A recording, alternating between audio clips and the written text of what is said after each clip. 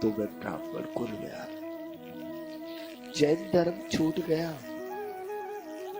लेकिन जैन धर्म बाहर से छूटा था, उसके अंतरंग में मात्र वीतरागी देव थे।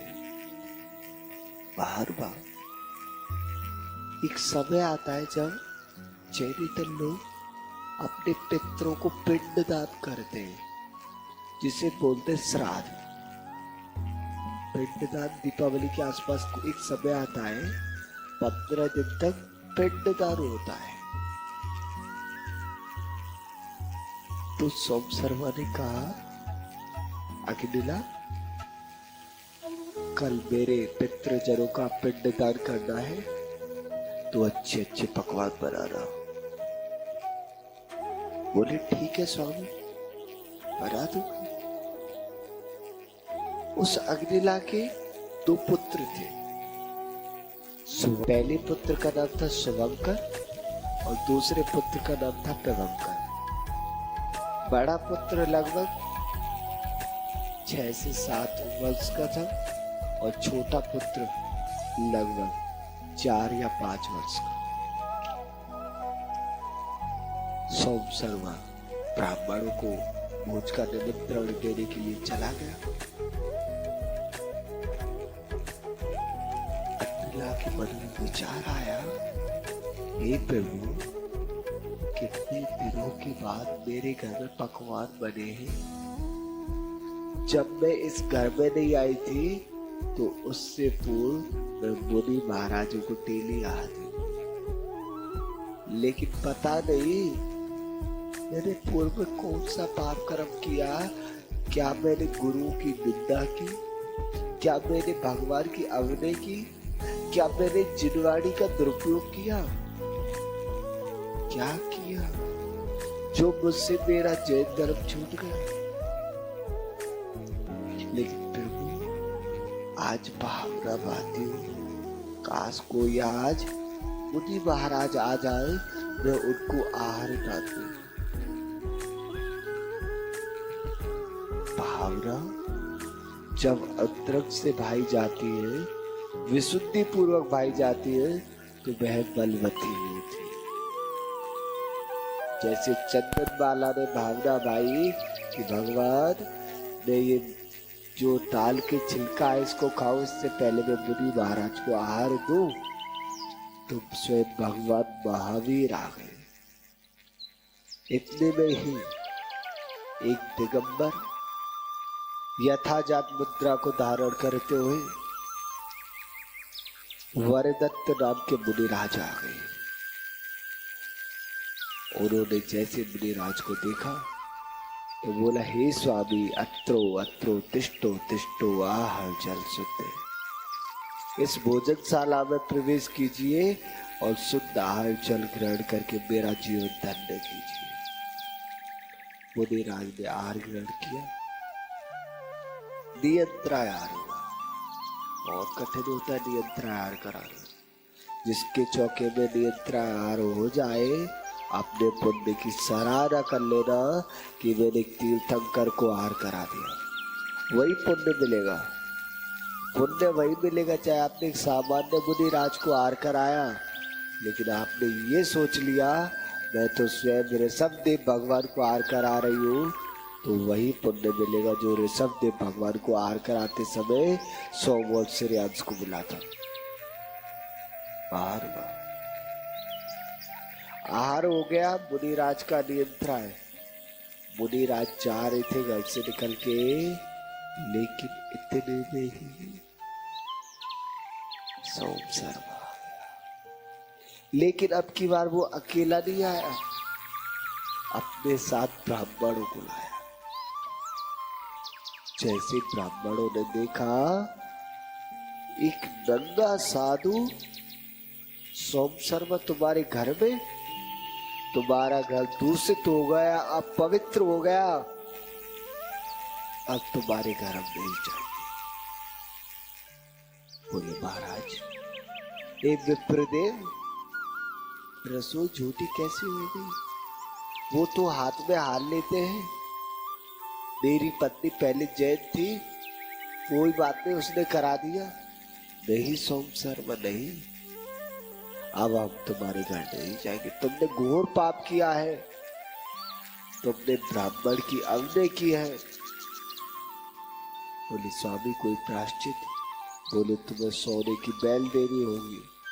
कोई कहने लगा तुम्हें सोने की बैल देनी होगी, कोई कहने लगा तुम्हें सोने की गाय चढ़ाना होगा, कोई कहने लगा तुम्हें 10 कुंटल अनाज देना होगा। लेकिन कुछ लोग बोले इसका कोई प्रायश्चित नहीं, और वापस चले गए। जब कुछ वापस गए तो बचे हुए भी वापस चले गए। सोम शर्मा को गुस्सा आया, वह घर आया और बोला अग्निला तूने आज मेरी इज्जत खत्म कर दी, तूने मेरे घर को अपवित्र कर दिया, एक नंगे को तूने भोजन कराया, मैं तुझे जिंदा नहीं छोड़ूंगा। इतना कहते उसने एक डंडा उठाया और अग्निला की इतनी पिटाई की कि वह मूर्छित होकर गिर पड़ी। और सोम शर्मा बाहर बैठा है, सर पे हाथ रख के। तो सोचा चलो कोई बात नहीं, एक बार और चलता हूं बुलाने, क्या पता आ जाए। वह चला गया ब्राह्मणों को बुलाने। इधर अग्निला बेहोश पड़ी है। अब क्या होगा, आज ही बताया कल बताया? आज ही बता देगा। क्या होगा? अब वह गया बुलाने, इतने में ही उस अग्निला को होश आया, देखा सोम शर्मा नहीं है। पीछे का घर का द्वार खोला, अपने एक बच्चे को गोद में लिया, एक की उंगली पकड़ी और चली गई गिरनार पर्वत की ओर। पूछती जा रही है कि क्या तुमने एक महात्मा जी को, मुनिराज को, स्वामी जी को देखा? तो एक भेलनी बोली हाँ, इस पर्वत पर गए थे। तुम क्यों पूछ रहे हो? बोले मुझे स्वामी जी के पास जाना है। बोले अरे बहन, ये पर्वत नाहर, रीछ और अष्टापद जैसे जानवरों से भरा हुआ है। बोले कुछ भी हो जाए लेकिन मैं तो स्वामी जी के पास जाऊंगी। मैं चली गई, देखा वह महान अलौकिक शक्ति एक चट्टान के ऊपर सूर्य के तेज में तप कर रहे हैं। उनके पास जाके बैठी और नमोस्तु किया विनय पूर्वक। बोले हे स्वामी नमोस्तु, मेरा कल्याण कीजिए, अब मैं उस संसार में रहना नहीं चाहती। मुनिराज ने अपने नेत्र खोले, बोले बहन तुम्हारी भावना बहुत अच्छी है, लेकिन अभी मैं तुम्हें दीक्षा नहीं दे सकता, क्योंकि लोक व्यवहार के विरुद्ध है। मैं यहाँ पे अकेला बैठा हूँ, तुम यहाँ पे अकेली हो, अगर कोई देखेगा तो धर्म की हंसी होगी। ऐसा करो, किसी को अपने साथ लेवा लाओ, या कोई आएगा तब मैं तुम्हें बुलवा लूंगा।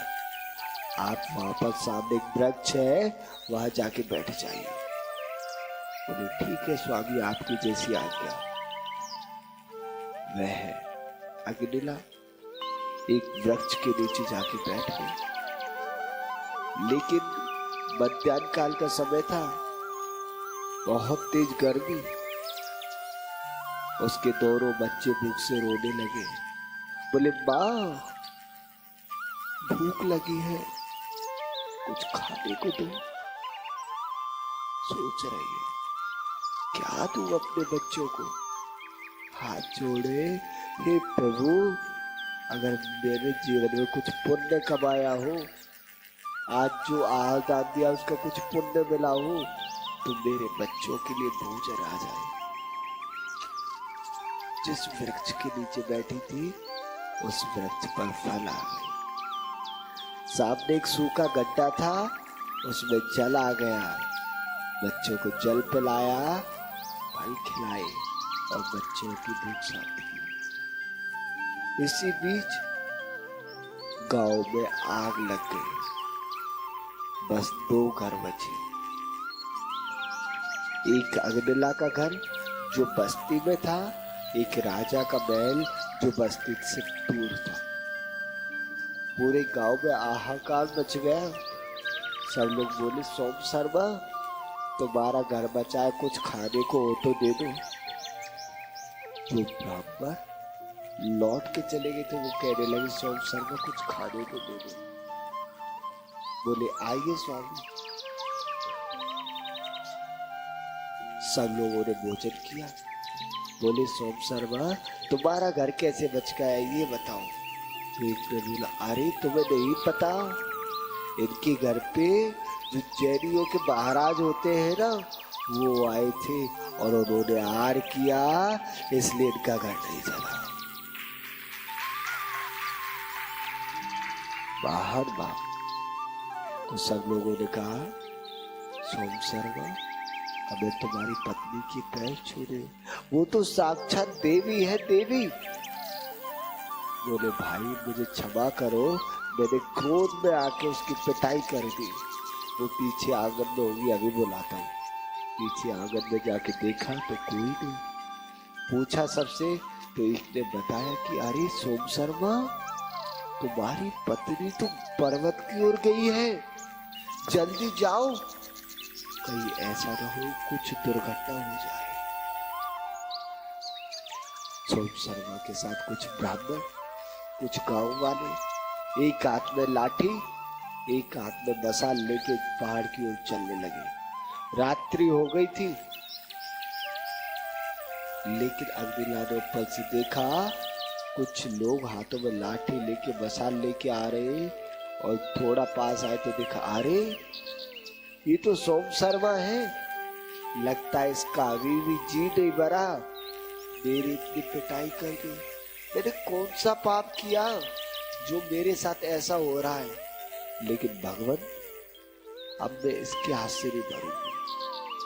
मैं धर्म के लिए अपने शरीर को छोड़ दूंगी, लेकिन इस मिथ्या दृष्टि के हाथों अपने प्राणों का त्याग नहीं कराऊंगी। अपने बच्चों को उस पेड़ के नीचे छोड़ा और एक पहाड़ की चोटी पे चढ़कर नेमिनाथ भगवान का नाम लिया। हे प्रभु, हे हरिवंश तिलक, मेरी रक्षा करना, मुझे अपनी शरण में लो, मेरा और कोई सहारा नहीं है।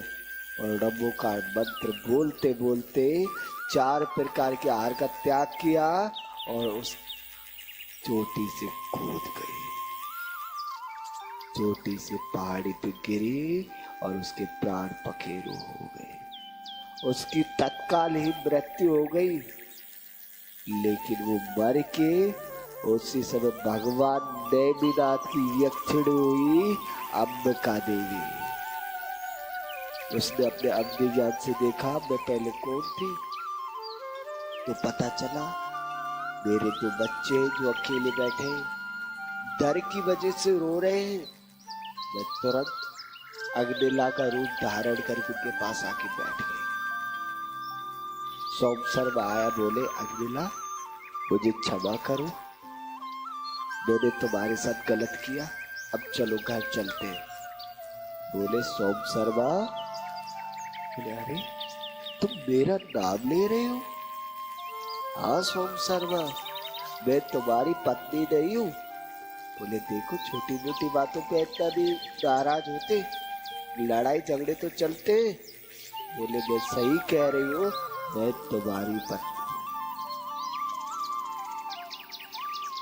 सोम शर्मा जैसे आगे बढ़ा उसे पकड़ने के लिए, वह कोई अग्निला नहीं थी, वह तो देवी थी, आकाश में अदर हो गई। वह देखता रह गया, अरे अग्निला तुम्हारे पास ये तंत्र मंत्र कब से आ गया? बोले, तंत्र मंत्र ने, नीचे देख, तेरी पत्नी वो पड़ी खाई है। जैसे उसने नीचे देखा, वह फूट फूट के रोने लगा। बोले, अग्निला मुझे क्षमा कर दो, अगर मेरी वजह से तुम्हारी मृत्यु हुई है तो मैं तुम्हारे बिना नहीं रह सकता।